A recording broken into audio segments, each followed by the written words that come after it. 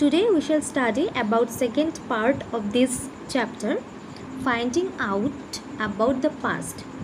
As I earlier mentioned that there are different kind of historical sources from which historians write the history. বিভিন্ন historical source রয়েছে ঐতিহাসিকরা যেখান থেকে ইতিহাসকে খুঁজে বার করেন সেই হিস্টোরিক্যাল সোর্সগুলো সম্পর্কে এবার আমরা জানব। First, remains of buildings or monuments. What is monuments?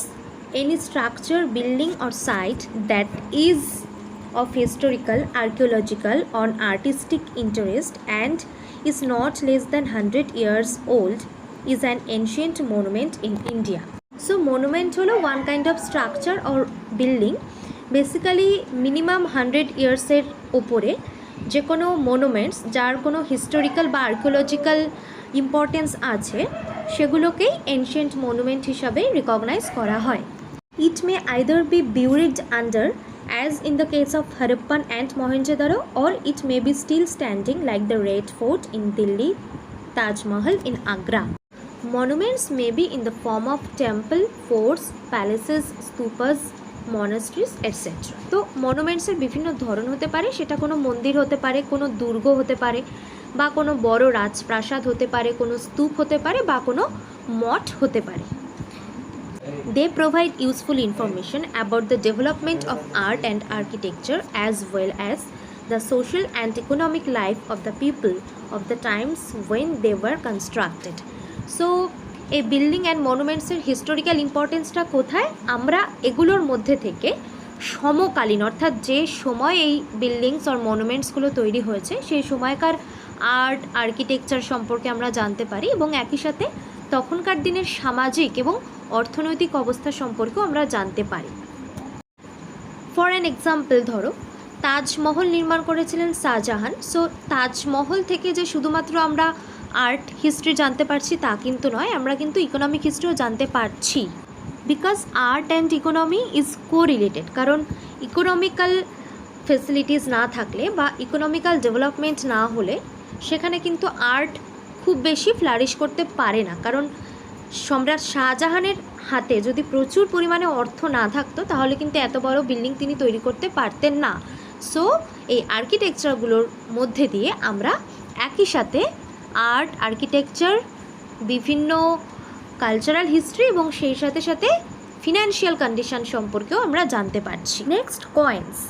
The study of coins is known as numismatics. Okay, study of কয়েন্সকে কী বলা হচ্ছে? Numismatics. Coins tells us about kings, the extent of their empires, dates, languages that were used, trade, art, religion and literary skill of a particular time. So coins থেকে আমরা কি জানতে পারছি? কোনো একজন রাজা, যে রাজা সেই কয়েন চালু করেছেন সেই রাজার নাম, তার সাম্রাজ্যের কতখানি বিস্তার, বা তিনি কোন ধর্মে বিশ্বাসী, সে সময়কার লিটারারি স্কিল বা আর্ট, একই সাথে সাথে ট্রেড অর্থাৎ ফিনান্সিয়াল কন্ডিশন সম্পর্কে আমরা জানতে পারছি from the coins. For an example, the coins of Samudragupta show that he was an effective veena player. You can see here the picture of coins of Samudragupta.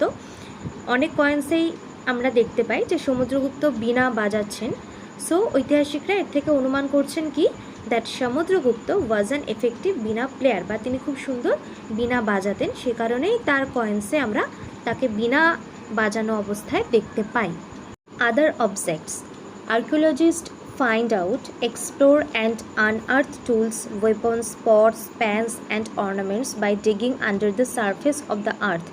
These objects may be made of stone, bone, baked clay or metal.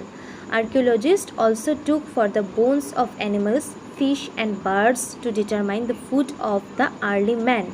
The plant remains such as seeds of grains or wood are rarely available. Archaeologist অর্থাৎ প্রত্নতত্ত্ববিদ যারা মাটি খুঁড়ে বিভিন্ন পুরনো দিনের জিনিসপত্র বার করেন, like tools, weapons, pots, pans, ornaments, এগুলো থেকেও কিন্তু আমরা হিস্টোরিক্যাল ফ্যাক্ট জানতে পারছি। বিভিন্ন উপাদান দিয়ে এগুলো তৈরি হতে পারে, পাথর বা হাড় অথবা বেকড ক্লে বা পোড়া মাটি, ধাতু or whatever. Next, manuscript. So it is a part of literary sources.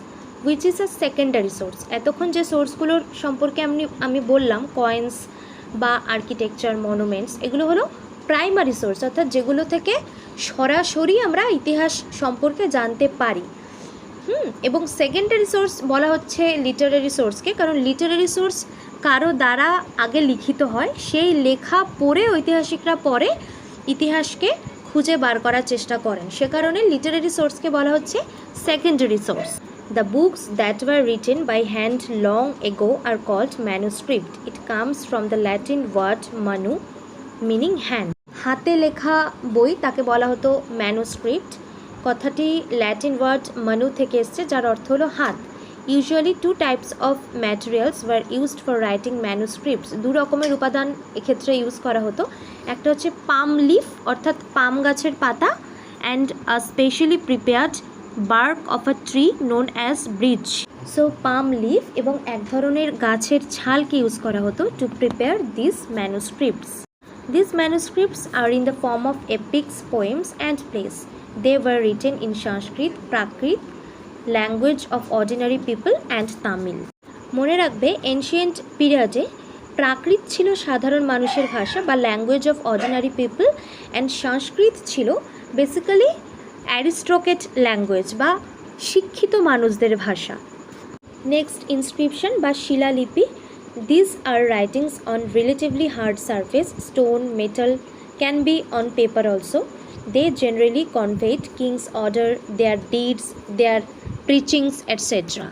Maximum টাইমে ইনস্ক্রিপশনগুলো বেসিক্যালি হার্ড সারফেস ওর পাথরের ওপরেই খোদাই করা হতো, এবং ইনস্ক্রিপশন থেকে আমরা রাজাদের অর্ডার, তাদের ইচ্ছে বা তাদের বিভিন্ন প্রচার সম্পর্কে আমরা জানতে পারি। For example, the inscription of Ashoka.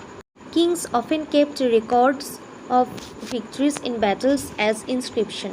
On the other hand, ordinary men and women did not keep record of what they did. They were generally poor, illiterate and unaware of their advantages. অনেক সময় কোনো রাজা যদি কোনো অঞ্চল জয় করতেন, তাহলে সেই জয়ের স্মৃতিস্বরূপ তিনি ইনস্ক্রিপশন খোদাই করতেন।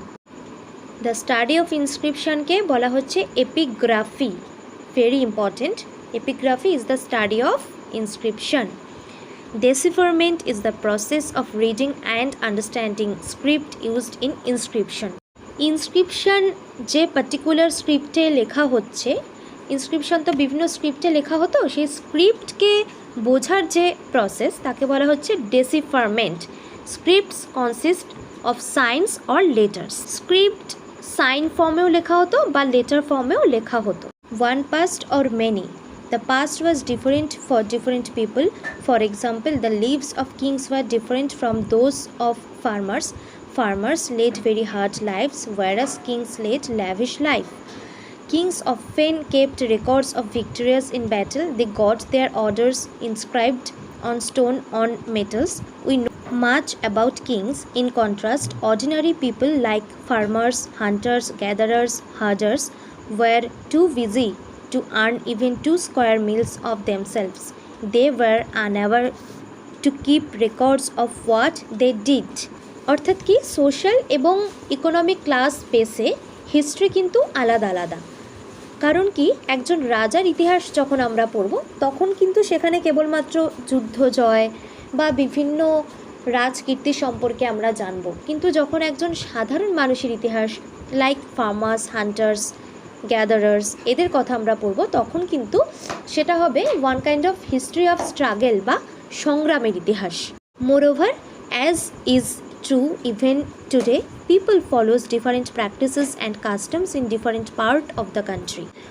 বর্তমানেও যেটা আমরা দেখতে পাই, বিভিন্ন মানুষের কাস্টমস, প্র্যাকটিস এবং তাদের বিলিভস আলাদা আলাদা হয়, এবং সেই ওয়াইজ হিস্ট্রি বা ইতিহাস গড়ে ওঠে।